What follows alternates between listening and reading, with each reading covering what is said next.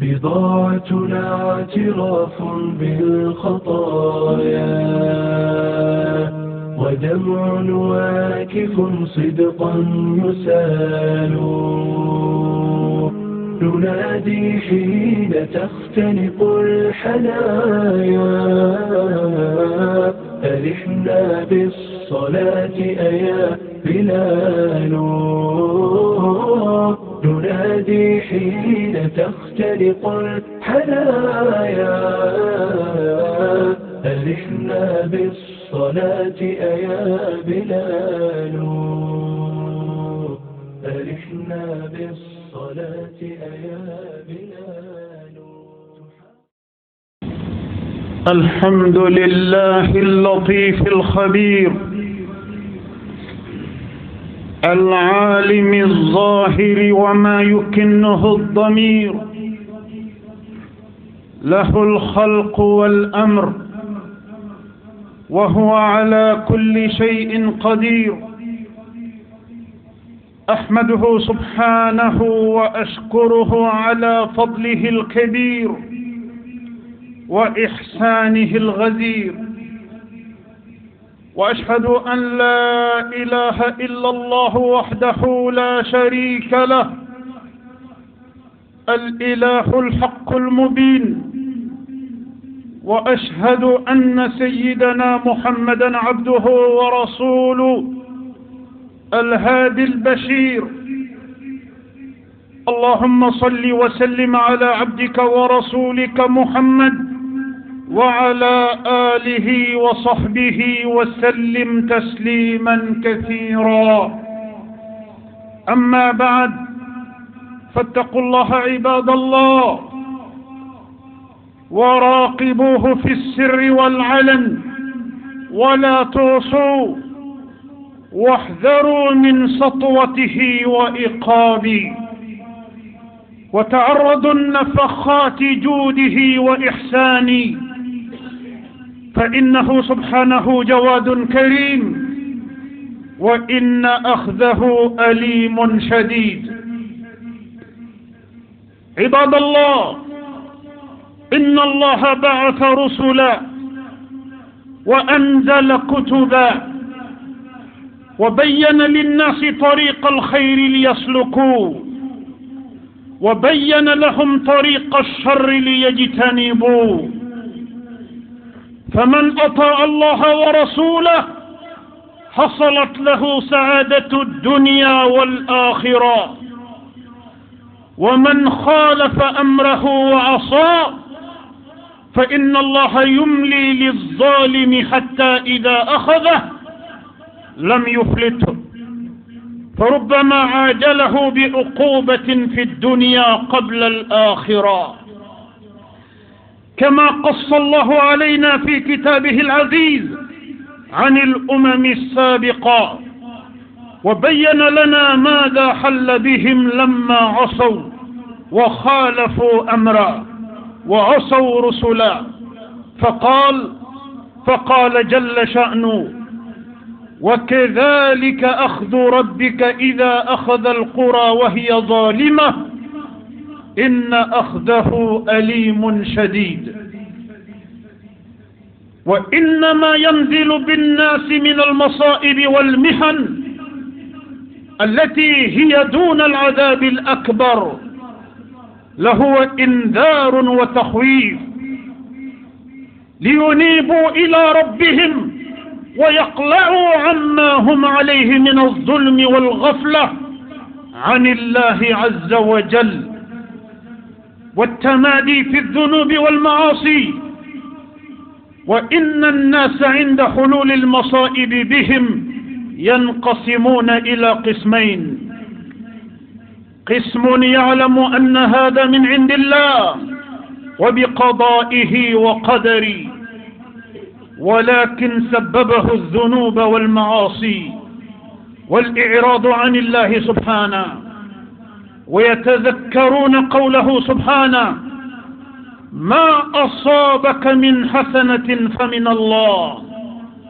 وما أصابك من سيئة فمن نفسك. فيرجعون إلى ربهم ويجأرون إليه ويتضرعون له، فتكون المصائب في حقهم خيرا،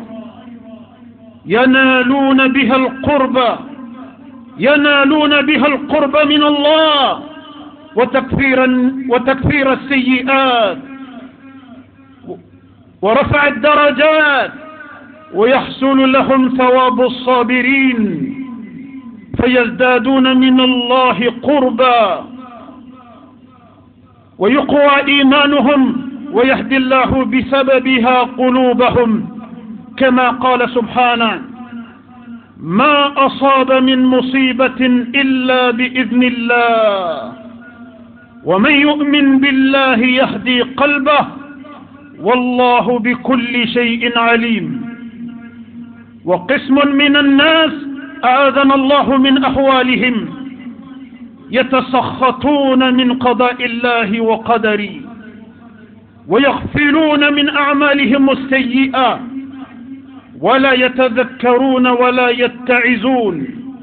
فيزدادون من الله بعدا وتقسو قلوبهم، ويزدادون ضلالا إلى ضلالهم، فيفوتهم الأجر العظيم والثواب الجزيل. ولهذا يقول سبحانه في الصفة أولئك: ولقد أخذناهم بالعذاب فما استكانوا لربهم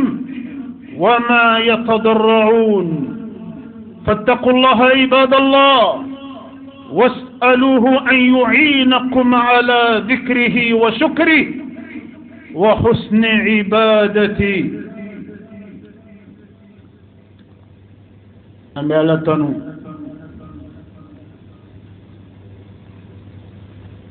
أمي بركة أندبا ماي اللطيف الخبير الذي مسير أكن نغياد بساك الجومة الذي مسير مسا نغمندو مسا كن نغنتيدو الخبير أكنا فنينندو أكا جونكا كو بلا جلنا جونكا فوي دولنتي ألما العالم بالظاهر فمن بقوكا أبلا جلن دنيا بي الله يرو فمن دولندو نبي تسكننا موسينيتو لنغا على كلين نيبالا له الخلق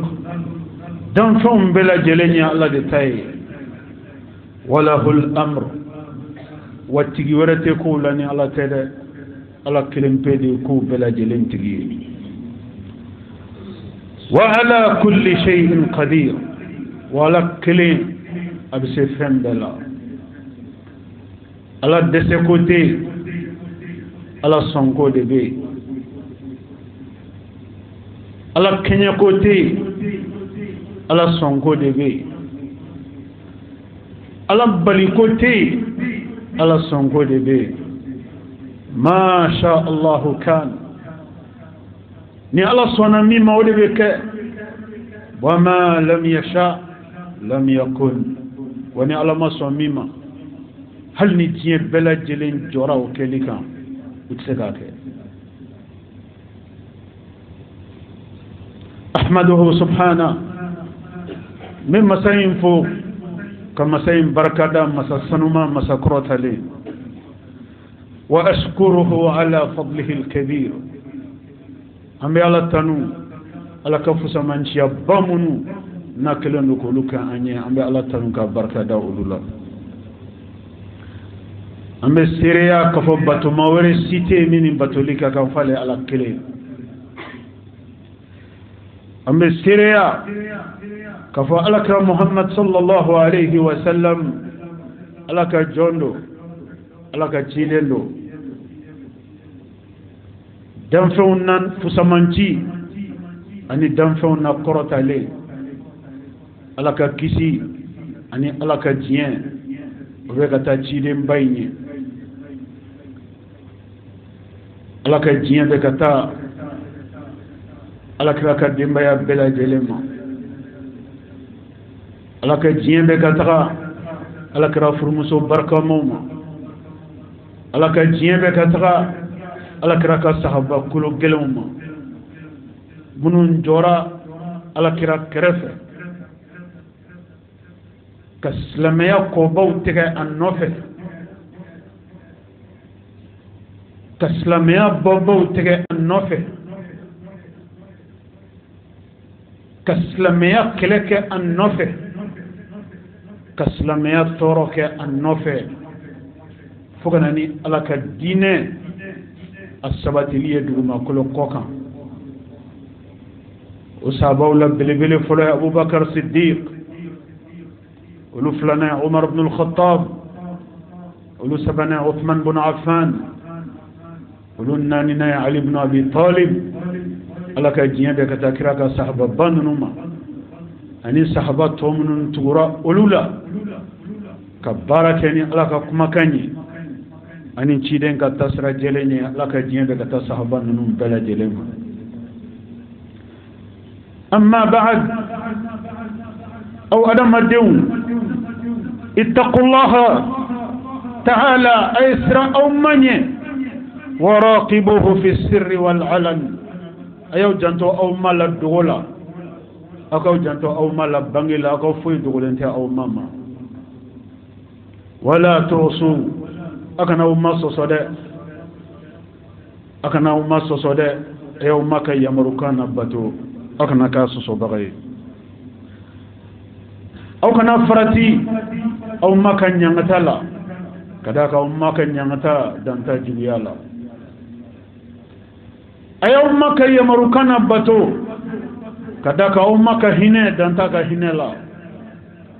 a ka sira kotali ɲɛ ka da ka ka ɲangata juguya danta juguya la ni ala hinɛni la mɔgɔ si se ka juguya i ma ni ala sɔnna mɔgɔ min bolo mɔgɔ si se ka ban o bolo ni mɔgɔ min ni ala bɛ ɲɔgɔn fɛ o tigi mago bɛ mun na bilen foyi nka ni mɔgɔ min ni ala bɛ kɛlɛ la diɲɛ bɛɛ ka teriya bɛ mun ɲɛ o tigila mɔgɔ ma foyi o jija o ni ala ka kɛ ɲɔgɔn fɛ n'o kɛra diɲɛ bɛɛ lajɛlen aw mago tɛ jɔ foyi la maa n'o ye o jɛɲɔgɔnyali ye aw ma hɛrɛ ala b'o ɲɛsin aw ma ka da kan ala kɛra aw fɛ ni mɔgɔ min ni ala bɛ ɲɔgɔn fɛ o tigi man taɲa foyi la nka ni fɛn bɛɛ bɛ mɔgɔ min bolo nka ni ala kɔdonnen don ɲɔgɔn na fɛn bɛɛ lajɛlen taɲara o tigi la n'aw bɛ fantan ɲini o ye fantan de ye n'aw bɛ misikina ɲini o de ye misikina ye mɔgɔ min ye fɛn bɛɛ sɔrɔ fɔ ala mais ala a b'a dɔnniya di mɔgɔ de ma ka kanu don mɔgɔ la ka ɲɛsiranya don mɔgɔ la ale ala kɛra mɔgɔ min fɛ a ye mɔgɔ min suganti ni hɛrɛ ye diɲɛ na ka suganti ni hɛrɛ ye lahira ala k'o k'a ɲɛ an balima silamɛw alakira sallallahu alayhi wa sallam don dɔ la n'a ka sahabaw sigilen tora Seydina Jibril n'o ye mɛlɛkɛw ka kuntigi ye a nana adamadenya sawura la ka na kira ni sahabaw sigilen sɔrɔ mɔgɔ si ma dɔn u la ka fɔ nin ye mɛlɛkɛ Jibrila de ye a nana adamadenya sawura la ka na don kira ka baro jama la k'i sigi maa si ma dɔn ka fɔ nin min filɛ nin ye an cɛ la ko nin tɛ adamaden ye dɛ jango adamaden gansan dɛ nka alakira sallallahu alayhi wa sallam ale kelen pe de tun b'a dɔn ni jama in na ka fɔ barokɛla bɛ jama cɛla bi min tɛ barokɛla gansan ye dɛ nka a nana adamadenya sawura la a nana tuma min na alakira bɛ masala 12 la n'a ka sahabaw o bɛ ka alakira bɛ ka sahabaw masala avec ka sahaba masala Cekɔrɔba ni nani to jama la a y'i bolo kɔrɔtan a ko alakira ma ko ɲininkali b'ale fɛ alakira ko k'a ka bisimila k'a ka ɲininkali kɛ a ko alakira ma sallallahu alayhi wa sallam a ko ma huwa al-iman a ko alakira ma ko yali mun de ye limaniya ye a bɛ fɔ mun de ma ko limaniya karisa limaniyara karisa ye limaniya sɔrɔ karisa ye muminu de ye karisa ye silamɛ de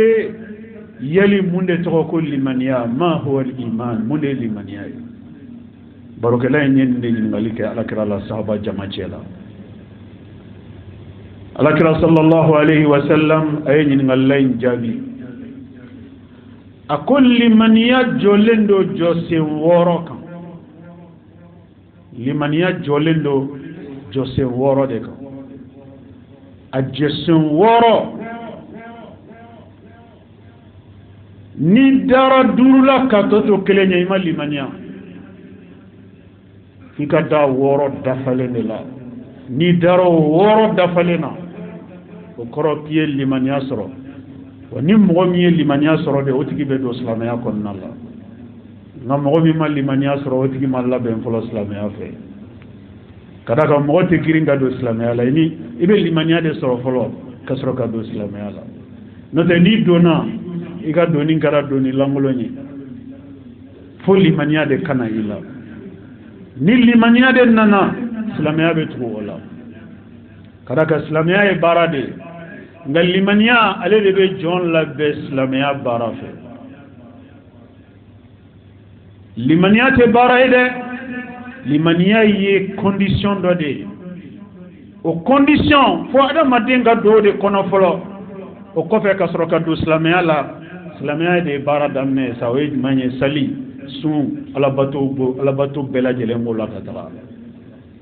nka pour que i ka don silamɛya kɔnɔ f'i ka limaniya de sɔrɔ fɔlɔ o de kama nin don in barokɛbaga a ye ɲininkali kɛ barokɛ jama cɛ la limaniya ɲininkali min n'a nafa ka bon kojugu ma huwa al-iman a ko alakira ma yali mun de ye limaniya ye jama cɛ la alakira sallallahu alayhi wa sallam a ye ɲininkali in jaabili daminɛ a ko limaniya sigilen do jɔsen 6 kan a fɔlɔfɔlɔ al-iman billah jɔn i ka limaniya ala la ka fɔ ala bɛ yen ka sɔrɔ i ɲɛ t'a la ni y'a fɔlɔfɔlɔ ala kɔni bɛ yen dɛ o siga ka bɔ bɛɛ la an t'a ye k'an to diɲɛ in kɔnɔ yan an t'a ye k'an to ɲɛnamaya in kɔnɔ yan nka siga t'a la ala bɛ yen a ka bon hali fɔli da ka fɔli ma ka fɔ ala bɛ yen tellement ala bɛ yen ka se degré min na o tɛ fɛn ye ko dogolen don mɔgɔ la o kuma ɲininen don limaniya jɔn fɛ a ka da fɛn fɔlɔ min na o de ye a ka da la ko ala bɛ yen filanan a ka da la ka fɔ cidenw fana bɛ yen cidenw ye ala ka ciden de ka daminɛ cidenw fɔlɔ la nabi nuh kana bila cidenw laban na muhammad sallallahu alayhi wa sallam ciden 300 ani ciden 13 ni si mana u yɛrɛ ma ala de ye nin bɛɛ lajɛlen ci wa y'u ci ni kumakan kelen pe de ye jɔn ka ale ala ka kelenbagantiya sabati ka baara kɛ ni ale ala ka cidenw ka kumakan ye fo kana bila cidenw laban na a sabanan al-iman bil kutub jigin kitabu minnu n'olu jiginna ala fɛ a ka cidenw ma ka da ala ka fɔ olu jigin kitabu ninnu n'olu laban ye al-Qur'anul Karim ye i ka dɔn k'a fɔ olu si tɛ adamaden kumakan ye olu si tɛ mɛlɛkɛ kumakan ye olu ye ala yɛrɛ de kumakan ye ka daminɛ tawrata la katabla injil la katabla zabur la kana lama alquranul karim nin jigin kitabu bele nanini nunum bela jilenya ala kuma kande adama din kuma kaunte meleke kuma kaunte kada ulula inyete ala la kadala ala be ciidewnya ala ka ciidewne kitabu minen na jigina ciide numa ala kuma kaunde do kitabu minen ala kuma kaunde inyete masamina de ngai kado ka kuma kaunde kitabu dunya kuma kande wala banya alquranul karim ya alqur'ani ala kuma kande dan fen kuma kande annanina aliman bil malaika kalimaniya kafon melekau be kasro inyetula siga fuitala ala be nchogo min kasro inyetala wa meleken runye ala ka dantan feunde ala yu dan kubla ale ala ka ciude la ute ala soso don ute ala kota don ute dumnin ke ute jimi ute snoko uluni adama den jelente foila ala ma hakilla flyera kolu la kan talika jugumani nyumana ala yulu dan ka yamaru kana batuli dronde kama ikadala ka pamele ka ube ala ka dan tan few aduruna al-iman bil yawm al-akhir ikallimaniya l'akhira joduna kafa l'akhira jodun be de adun be sede ikad don ko nyine maya min namba kono abena kuncheni minyi saya kofe kaburu donin kofe odeye kaburu kono mogo bela jelembe bodondo la kaburu kono ka jo asim flakan o donde to ko yawmul akhir kul l'akhira jodun domi ala ko kamna buna adama deun jate bo kanyuman kelaw saranu kanyumani ka juguman kelaw saraw ka jugumana ikalimani o dona o tamaki aka bila o dombe se nyena maya min namba kono nyena maya ale tem to royde ale tem yorode me tayro o tayro mo ni bora ibora kata ni bori kaso ki kunda dugukolo yoro kan illa ban yoro jumani ni klena ka boli kasi ka boli bella bani kasoye adam maddi kasigi mana kuntagala jenya duguma kolo ko kan chogo alla banya kasoye aga soye yoro jumani o de l'akhirah de bella jelen ta yoro e kalimania wala femo fen no be adama den surunya sayala o bela jele be adama den surunya sodela so e yoro jumanye l'akhira kadaka ni sera so ka wa tata yoro reble so dande l'akhira wala ko l'akhira jodo be sede ko be ka sigida limania josen nya durunandi aworona al iman bil qadar kalimania la tegela خيره وشره كلمن يلتغي أحرما أنا جمع إكادو كفا الله تغرى الله فيدي لا تغي حرما الله تغرى الله فيدي لا تغي تورما وفنا الله تغرى الله فيدي كلمن يلتغي لا نينجو سنوري abe foninde makulli man yasigile lo josin woro mi gawde nin josin woro min fle barakilen ta kono nin josin woro min fle abella jelembe barake yoro min o du sukunde abella jelembe sigiyoro min yini o de ka sigi du sukun kono nin pluma woro ni dafara du sukun min kono nanna dusukun mana ni woro ni mina o dusukun o labena islamaya fe o be do islamaya kono no do na islamaya kono selibe damne sumbe damne alabato barato bela jelembe damne ngani jo sen woro ni klenye ni je mo mina e dara durla nga wo kelemba la o siga be hela kani yere se ka selim kani yere se ka sun kadaka e malla ben folo islamiyya fe islamiyya de kani woroyin ikani doyi dusukun kono kani mine ika siginaye ika jonaye ika danaye ika wulinaye ika tramanaye be yoro ni woroyin ga ki dusukun kono kada alala kada alaka cidewna kada alaka kada jigin kitabu la ka fo alquranul karim alaka kuma kande do melakaw ye alaka dantan fewnde wa yawmal qiyamah jodo abe se sigatala aworona na laban kadalla tegela a herema ana toroma ni pon woro ina min a hotel ni limaniate soro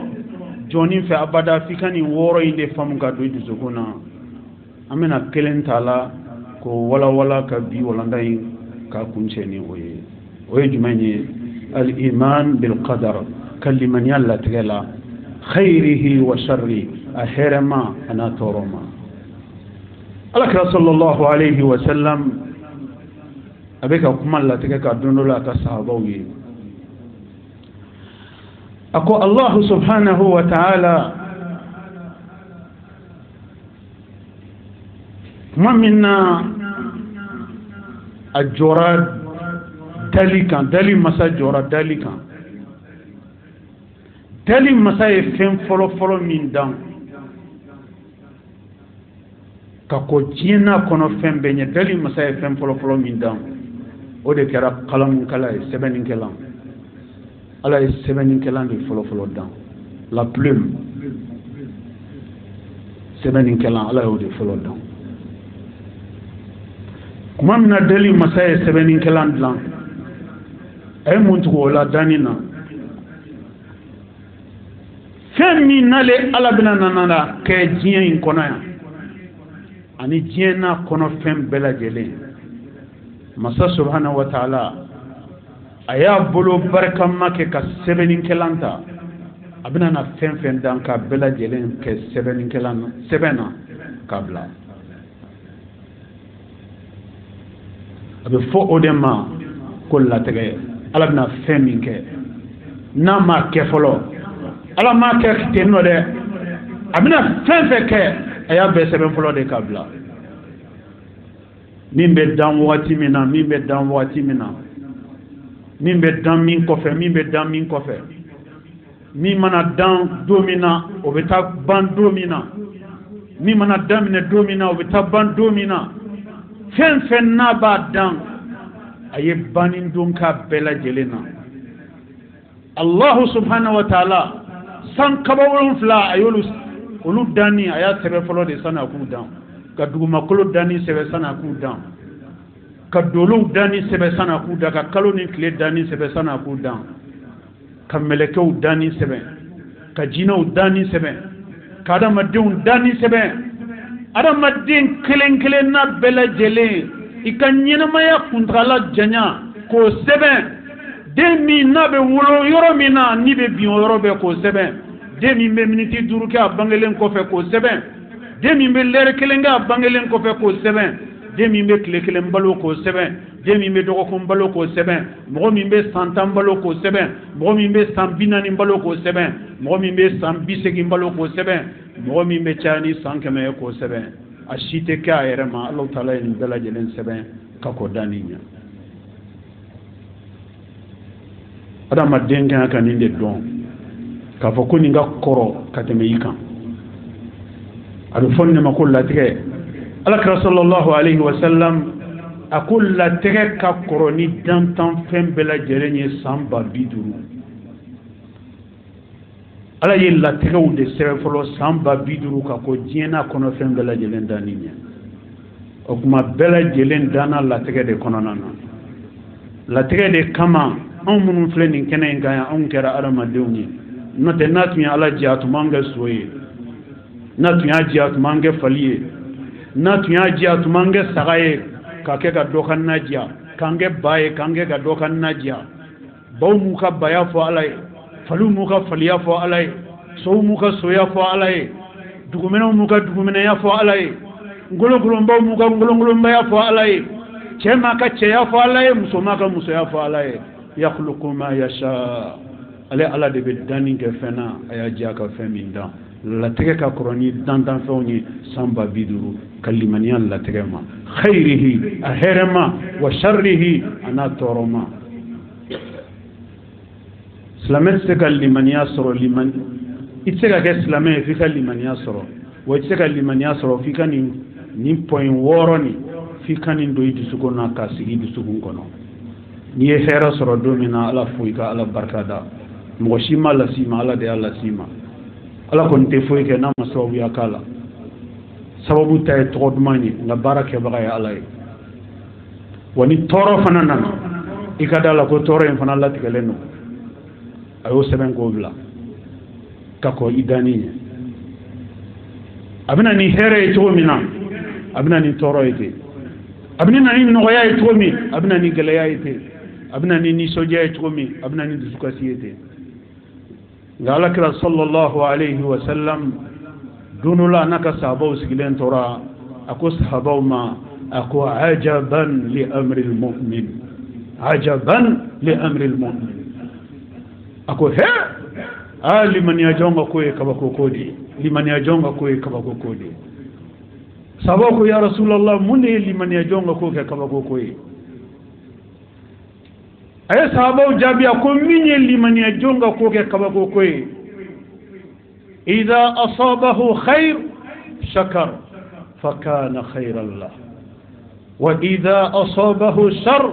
sabar fakana khairan lahu liman yajonde moy nay hereso abe ala fuka ala barka da ala mi herein kale ala baka herein yi ala fuka ala barka da ni heremi ika ala fuka ma ika ala barka da kama ika wole nyuman don kama kata ala ma ala mi herein kiye ala ko kale bi jidi herein kono kada ka kigara ala wole nyuman don baye ala kra mun dawka ako ajaban li amri almu'min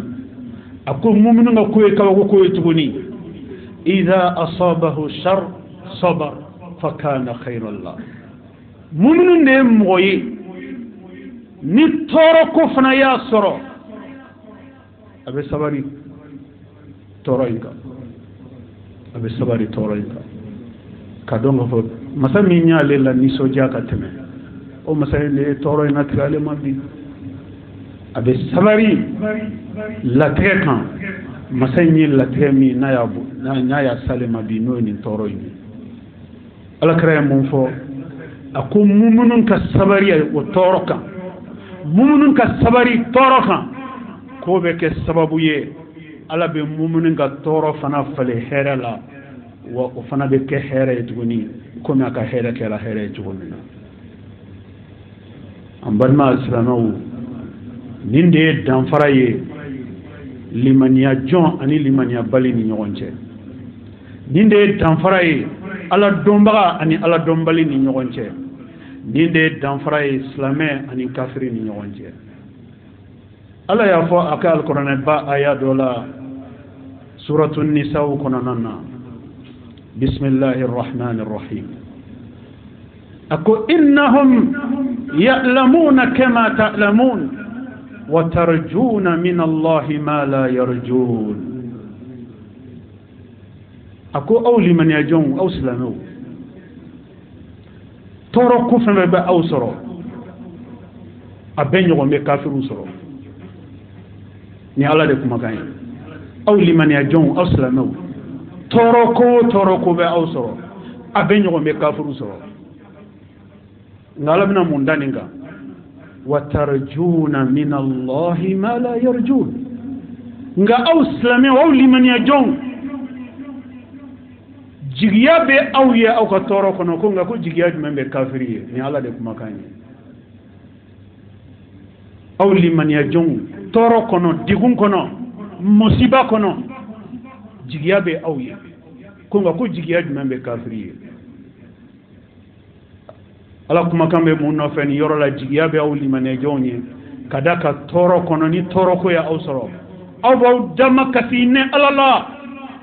ne ala ka hina kono be toro yin wuli ka bo aw ka fale ni here ako kafiri ba dama kasi jona donc dama kasi yoro be awli man ya jona dama kasi yoro be kafiri la ala de côté kungo fo yoro be awla kungo fo yoro be kafiri la jigibe awye jigiyat be kafiri ni foli yoro be awbulo abtaw dama kasi yoro mi aka dama kasi be lamen kabanga ka dama kasi mine kabanga barake na ka dama kasi ka fale ka ga dusu kasi fale awye dusu smala ala ko ko yali o jigiya be kafiri wa ay o jigiya te kafiri islamai wa man yana mai ya ci wayaye ni ne kama ala ba fa alquran aya wala fana kono ako wa tilkal ayyam nudawiluha bainan nas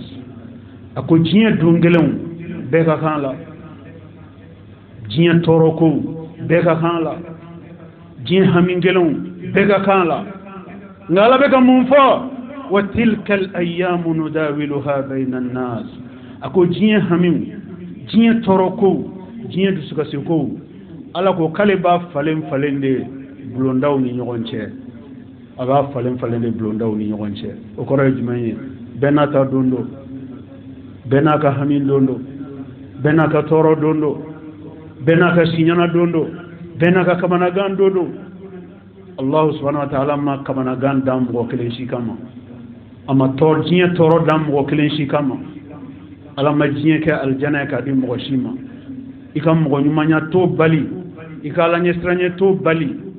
ikala don to bali kala bato bali jiya nyana ma in kono ala be la jaramil ko si mu'minuma abe kamana gan ko si mu'minuma abe degun ko si mu'minuma ngale ala de bana ka fo wa tarjuna min Allah ma la yarjun jigiyabe aw islamawiye yali jigiyad men be kafiruye kadaka aw jigi jonye aw jigi ne alaye ni mo min jigi kara alaye yali jigin tanyarawa ni mo min jigi kara alaye o jigi woro lawa ni mo min jigi kara alaye o jigi tegarawa ay ni mo min jigi kara alaye foy ma cienwe ni mo min jigi kara alaye foy man tanyawla ni mo min jigi kara alaye foy ma minawla kadaka ala minya mina la wala ba tegama ala minya tege ala ba tugu ala minya geleya ala ba noya ala minya balino ala sona be ke o kuma jigiya be islamay jigiya te kafiri ne kamale ala ba faka alquran aya wara kono pour que jonga dal la tegela ko la tegeka koroni jonye na yow yere ye cinye ko kono here ni torola akona nyini yoro chayade aya takadi alama na here soro abo nyesi ala de mani ala tanunini ala barkadali o kofe adama demnu nga sababu nyuma mba kono ko lu tanun ko lu barkada akana nyino lu tanunu barkadali kofe ala kofe nyawe toro soro aya donka fo hal ni moye toro la nyini awye ni ala maso o tigi sega kede o kuma ay toro minani ala kam minani ka don masami nale de be hera latige ale de be toro latige wa masai toro latige a fe o korote ko aga here bana de ay buna ramadim kelengele be minga ala ka here kono se ko nyonga ka toro kono ibe minga ala ka lafiya kono se ko nyonga ka degun kono ibe minga nyagari ni sojani farfonin kono isego nyonge toro kono ninde kama toro ko na islamé soro ala ko krone ba kono qul lan yusibana illa ma kataba Allah lana ko jon fewo fenna isoro limania jon ki ka fo ko foite on soro faka soro ala min semen ko de ba on soro don de ba on soro o koro me ni yere ko gelen fen fe kono abri ko na ka sebana e na sebana jom se ka bali ala e fami sebe jom se go bali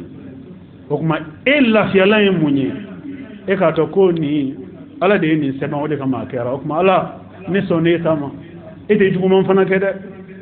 tuma do ne ko do de ke mi ma ben ibe fe kane ala ibe fe ne e ala ibe fe ne ka jonge e ne ka jonge e ala iba fe kane waju iba fe kane kan jurmun kafari iba fe kan son hakilla ka banka ni dewu ko fale ma hera la no de ala te jumanke dinde ka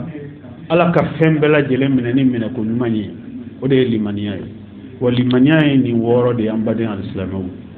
ni duru minani woro la ka kelembala ima limaniya wani mo ma limaniya o tsega do islamaya kono kada ga islamaya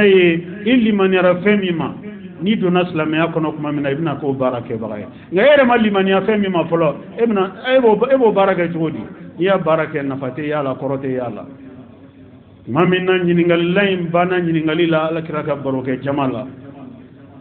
ala kira nyiningali njabi ka fol limaniye ka dani josen woro indela nyiningali la bane aka nyiningali la baroke jama chela nyiningali lain willa atagara mamina nyiningali lain tununa jamala ala kira sallallahu alayhi wa sallam ako baroke jamama ako chemi mbora sisa kan nyiningali ke ko munde limaniye ni nya jabi ka fo limaniya sigilendo josen woroka ku yeli cheni au ba donwa sahaba yo nyogo nyela je alakra cheyin koni ayichu ka sanu anoro lendo nga an koni amiri koni nga fa bora yoro jang koni kana ni ngali ngife an koni man do ma yoro koni ala mo si ma soro mi ngo kale ba don jama be koni akolosi akasanu anoro lendo ayecho ko kan afarla fininga sanu ala kira ko baroke jama ma ka sawaba ma ako mi yin ngali ke sidanga tuno awla ako hada sayyidina jibril ako nyem meleko ka kuntigi de jibril annana awma adamadin sawrala kana nyin ngali ke aw chela nyin ngali mi nabe talike aw ka dine subasma nabe talike wala ay nyiningali ke femina le ba donga tena auka nga nyiningali kunde nekka nyiningali jabi jamanyana nyiningali jabi bisaka jamai na fachugo mina fukata se yawmal qiyamah jodom sahaba bektora Allahu akbar Allahu akbar Allahu akbar sayyidina jibril de boran chela ta armadin sawrala alakra ko kan nana de kana auka na ko dinela kana ko la ko dine fandmena ako dine asubasma tseka tamingo oyimeni limania mo chama ne limania fo da abin ne kundela ngalu ya utado ere limania ere muni walimania ni worode be kato ki yere la jedu marila ni worola ni kelemba jo kelendo jona de notani sayi soro limania antande malimania bali otedo aljana kono de toki yere la jeni woro la dumarela nasra woro da falendo itu sukuna so yere la ja avec sababiye ki to limania cadre konnala ala kan to limania cadre kono mes chers frères en islam mes chers sœurs en islam un jour l'ange Gabriel s'est invité à la causerie du prophète paix et salut sur lui en compagnie de ses disciples. Ce jour-là, l'ange Gabriel s'est présenté en forme humaine. Personne parmi les compagnons du prophète ne l'a reconnu. Au cours de la causerie, l'ange Gabriel posa la question au prophète paix et salut sur lui. Envoyé de Dieu, qu'est-ce qu'est la croyance? Qu'est-ce qu'est la croyance? Qu'est-ce qu'est la foi? Le prophète paix et salut sur lui répondant au poseur de la question que la croyance est constituée de 6 points. 6 points sans lesquels on ne peut se considérer croyant ou croyante. Ces 6 points sont essentiels pour constituer la foi dans le cœur de tout croyant. Le premier point, croire en Dieu, que Dieu existe, sans jamais le voir dans ce monde bas. Deuxième point, croire aux messagers d'Allah. Les messagers d'Allah sont les envoyés d'Allah. Ils ne parlent pas d'eux-mêmes. Ils ne disent pas ce qu'ils veulent, ils ne font pas ce qu'ils veulent. Ils sont en mission de Dieu. C'est Dieu qui les a envoyés. Croire au messager d'Allah. Troisième, croire au livre que Dieu a descendu à ses envoyés, dont le dernier s'appelle le Coran. Le Coran est la parole de Dieu, il faut le croire. Quatrième, croire au jugement dernier. Le jugement dernier est une réalité. Tout le monde attend ce jour-là. Cette vie terrestre n'est qu'une transition, un lieu de transit vers la destination finale, vers la maison. La maison, c'est l'au-delà. L'au-delà est le lieu du jugement dernier. Croire à ce jour-là. Et il faut attendre ce jour, car il arrivera. Cinquième, croire aux anges. Les anges sont des créatures de Dieu. On ne les voit pas, mais elles sont là, elles sont partout avec nous. Elles sont les créatures de Dieu. Il faut croire à l'existence des anges. Sixième et dernier point, il faut croire au destin. Dans ce qu'il a prévu de bien et dans ce qu'il a prévu de mal. Ce que le destin a prévu de bonheur, il faut y croire. Ce qu'il a prévu de malheur, il faut aussi y croire. C'est pourquoi le prophète, paix et salut sur lui, dans un de ses enseignements, il disait ce jour à ses compagnons que le destin est plus vieux que les créatures de 50 000 ans. Le destin est antérieur à toutes les créatures de 50 000 ans. Dieu a d'abord créé le destin avant de créer les créatures. Parmi les créatures, vous avez les 7 cieux, vous avez la terre, vous avez la lune, vous avez le soleil, vous avez les djinns, vous avez les anges, vous avez les hommes. Et tout ce qui accompagne les hommes dans leur existence du début à la fin fait partie intégrante du destin. Et le destin est antérieur à la création de l'homme. Il faut croire au destin. Celui qui doit vivre plus de 100 ans, le destin l'a prévu. Celui qui doit vivre un jour, le destin l'a prévu. Celui qui doit devenir riche, le destin l'a prévu. Ceux qui doivent destiner, ceux qui doivent faire quoi que ce soit dans la vie, le destin l'a prévu. Rien ne surprend Dieu. Dieu a tout prévu et Dieu a tout inscrit dans son écriture. Il faut y croire. Quand le bien vous arrive, sachez que ce bien arrive de Dieu par le destin. Quand le mal vous arrive, sachez qu'il vous arrive par la volonté de Dieu, par le destin. Il faut croire au destin. Ces 6 points constituent la porte d'entrée de l'islam. Car l'islam, c'est en ce moment le début du travail, le début de l'adoration, le début de l'action. Mais pour passer à l'action, il faut d'abord être prêt à l'action. Pour être prêt à l'action,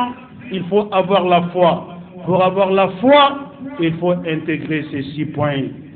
dans son cœur. Tels sont les enseignements que le prophète, paix et salut sur lui, a donnés aux premiers croyants qui étaient ses compagnons. Que Dieu fasse miséricorde aux compagnons du prophète. Qu'Allah nous donne la croyance. Qu'Allah nous maintienne dans la croyance. Qu'Allah nous donne la foi. Qu'Allah préserve notre foi. Qu'Allah fasse que la mort nous arrive dans la foi. أعوذ بالله من الشيطان الرجيم قل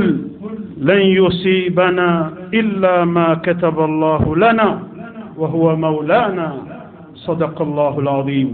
بارك الله لي ولكم في القرآن العظيم ونفعني وإياكم بما فيه من الهدى والبيان وذكر الحكيم قد قلت ما قلت إن كان ثوابا فمن الله وإن كان خطأ فمني ومن الشيطان واستغفر الله العظيم الجليل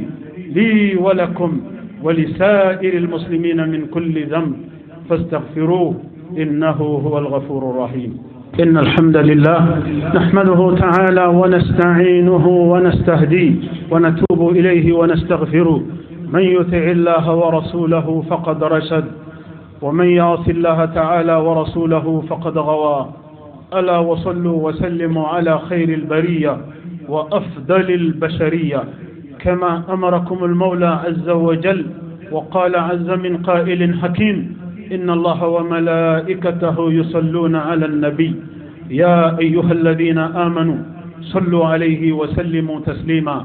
اللهم صل وسلم ومجد وأكرم وأنعم وبارك على عبدك ورسولك محمد صاحب الوجه الأنور والجبين الأزهر. وارض اللهم عن خلفائه الراشدين المهديين أولي الفضل والإحسان أبي بكر وعمر وعثمان وعلي. وارض اللهم عن جميع صحابته الكرام والتابعين لهم بالإحسان إلى يوم الدين وأنا معهم بمنك وكرمك يا أكرم الأكرمين. اللهم أعز الإسلام والمسلمين اللهم أعز الإسلام والمسلمين وأذل الشرك والمشركين ودمر أعداء الدين واحمي حوزة الدين واجعل هذا البلد آمنا مطمئنا وسائر بلاد المسلمين.